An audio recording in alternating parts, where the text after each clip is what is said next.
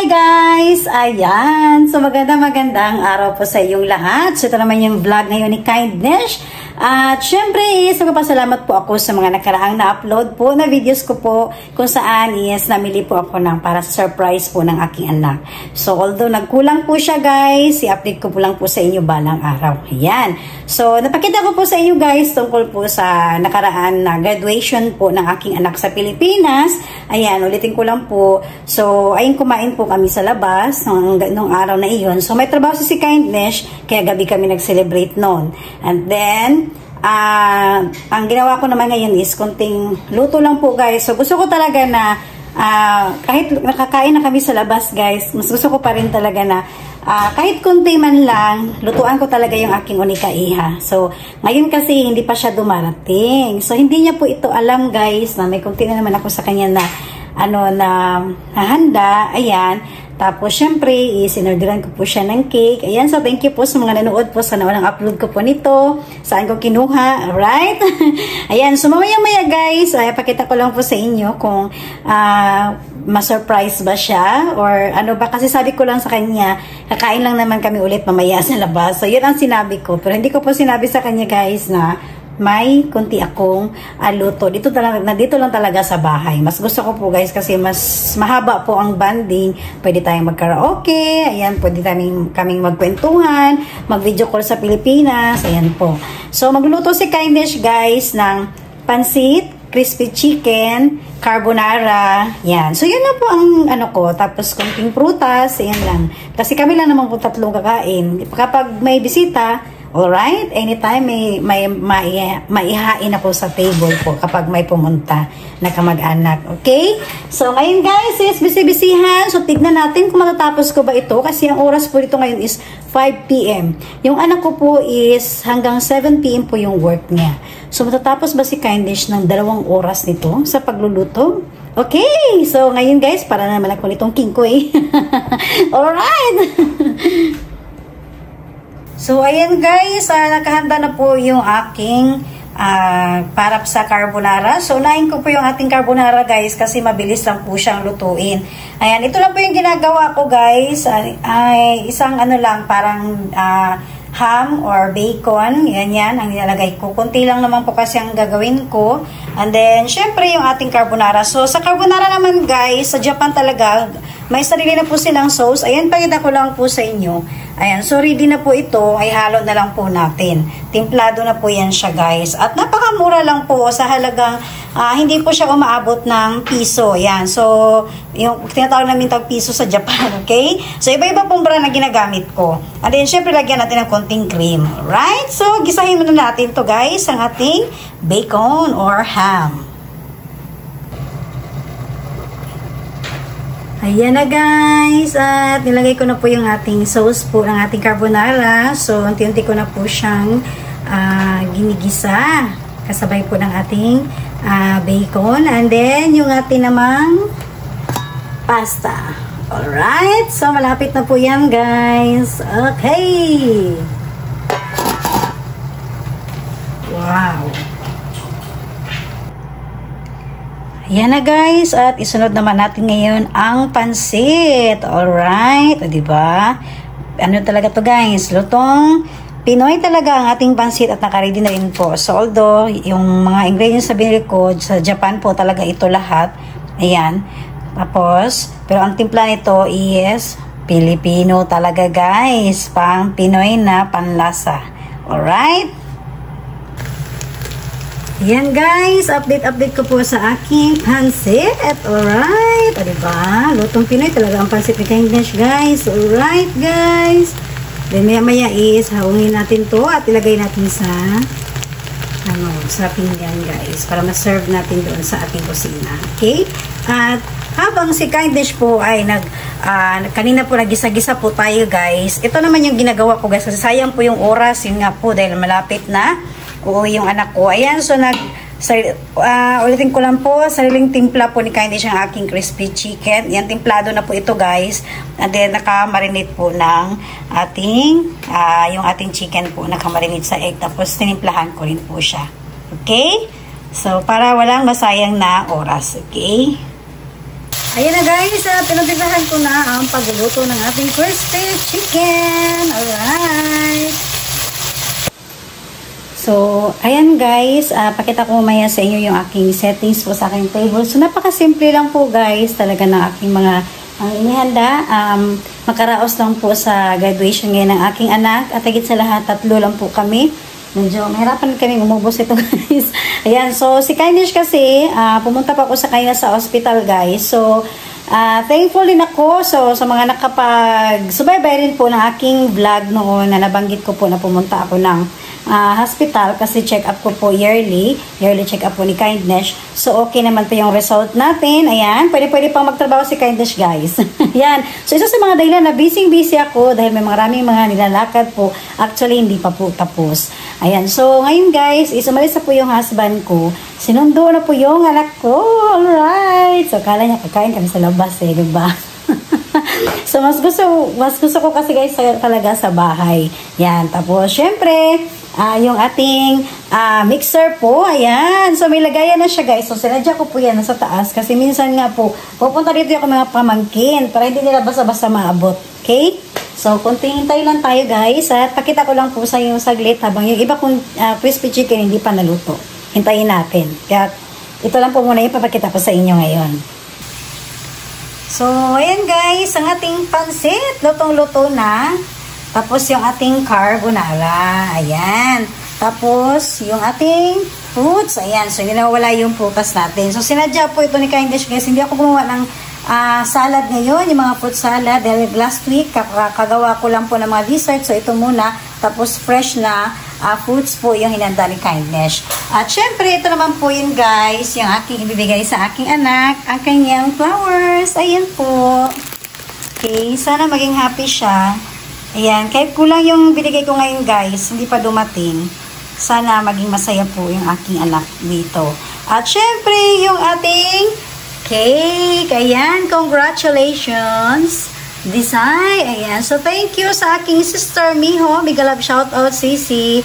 Thank you talaga. Dahil ura-urada ang order palagi ni Kindness. Pero, ayan ka palagi. Siyempre, may discount. Dahil pamangkin. Yan. At gawa na may love talaga. Effort at love po talaga ito. Dahil tita. At syempre, sa aking Sisi Yuko. Ayan, ang aming decorator na guys. Ayan. Ang aming taga-set up ng aming mga event. Ayan, so binigay niya to guys. Ayan. So, para sa kay Desiree. So, congratulations. And then, cheers. Alright!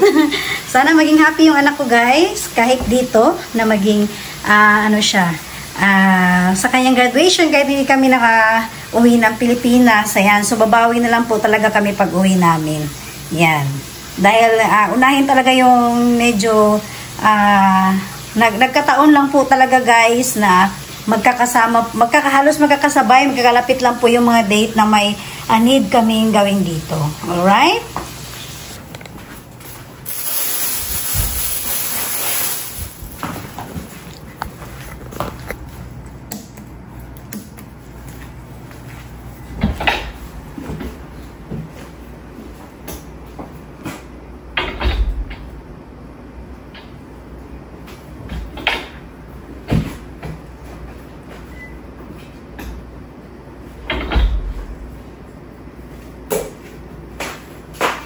Tao gì vào đây?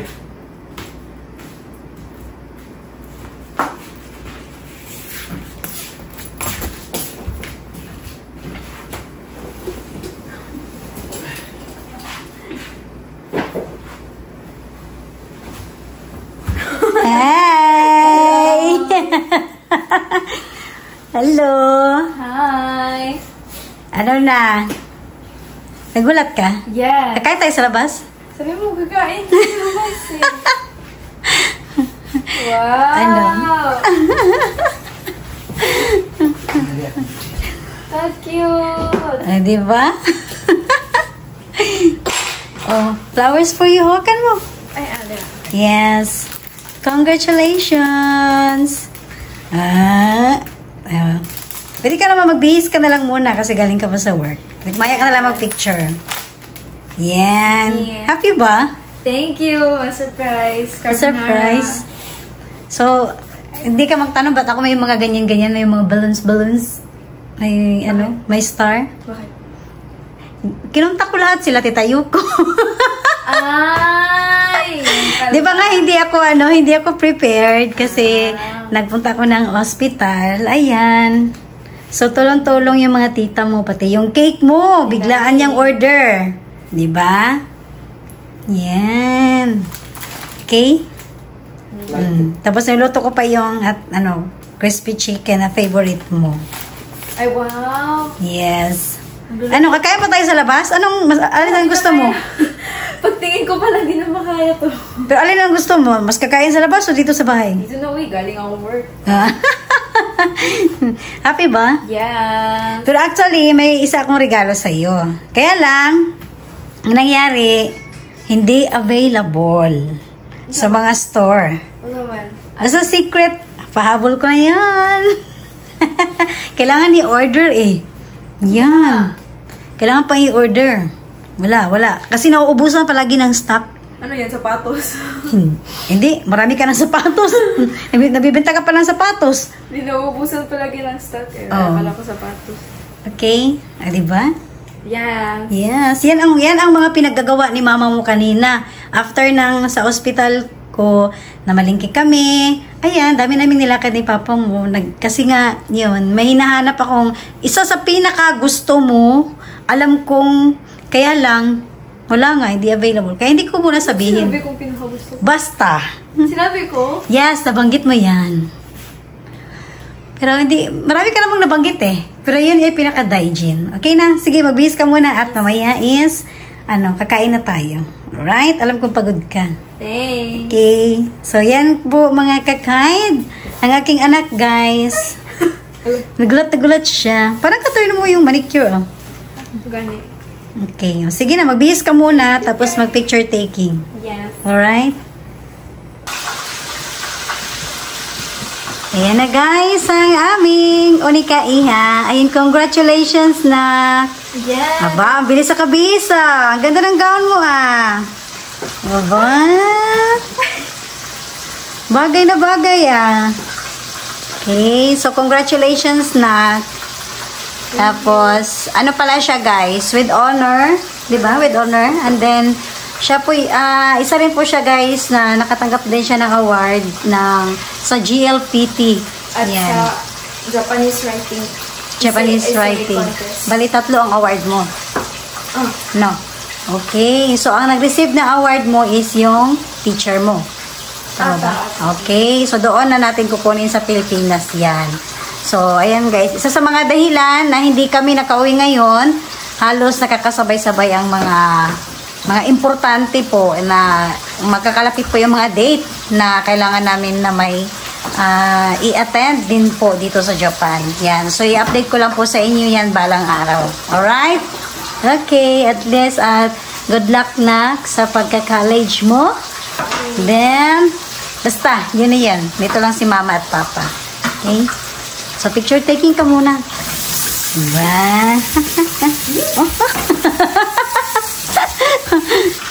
So, na guys. Tapos na siya mag-picture taking. Ayan. So, pagkitingnan ng bulaklak mo. Diba? Nabagay din na kasi yung damit mo may green. Kulay green. May kulay green din yung flowers. Yeah. Parang galing makapamili ng kulay ng bulaklak, no? Okay. So, doon ka mama. Pa-picture taking ka doon sa cake mo. Okay. So, ayan na guys, yung aking konting handa po ngayon. Ayan, so napakita ko na po sa inyo kanina, ating pansit, tapos yung carbonara. So, busy-busy si Kindness, diba? Tapos yung ating crispy chicken. Alright? Ayan po. So, may isda pa rin tayo guys. Yan, konti. Tapos, syempre, may mga konting mga pipino tayo. And then, crispy chicken ulit. So, kasi favorite talaga to ng mag-ama. Yung ating crispy chicken, tapos yung ating pansit at carbonara. O, diba? Puro pasta. Alright? And then, syempre guys, ayan po yung aking mga simple-simple po ngayon na at binahagi po sa inyo kung paano ko po na surprise po yung aking Onika Iha po sa kanyang graduation po sa Pilipinas. Ayan. Alright? Okay. Tapos yung kanyang cake. So, ayan guys, yun po yung ating kunting na ibahagi ko po guys ngayon sa mismong celebration po ng graduation po ng aking anak. Ayan, so sa lahat din po ng mga nanay na nag-graduate rin po ang kanilang mga kids. Ayan. So, congratulations po sa lahat. Ayan po. So, kami is nasa Japan lang po talaga. Siguro, pag mag-college na yung anak ko, yan. Pauwi tayo. Pero uwi din kami ng Pilipinas, guys. Naka-schedule lang po talaga. Timing na parehong importante. Graduation at may dalawa kami ditong importante din na hindi po, dapat hindi namin malaps yung date. Kaya isa sa mga dahilan hindi kami nakauwi sa graduation ng anak ko. Yan. So parehong importante lahat. So wala kaming choice. Kasi nga, hindi na siya pwedeng mayari next year. Yan po. So nagstay muna kami dito. Ayusin muna namin bago kami magbakasyon sa Pilipinas. Alright? Ayan po. At maraming salamat po sa panonood na po na ito ngayon na na-vlog po ni Kindness. Thank you po sa walang sawang suporta niyo po palagi sa aking YouTube channel. Yan. Bye guys! At kami naman ay magbanding-banding muna. Yan po. Bye! Arigatou gozaimasu! Bye muna! Hey! Bye! Nagutom na yarn? Yes, gikan work. Oh, gikan work siya guys. So, diba? Kataon na siya, Bisaya, no? Nagulol.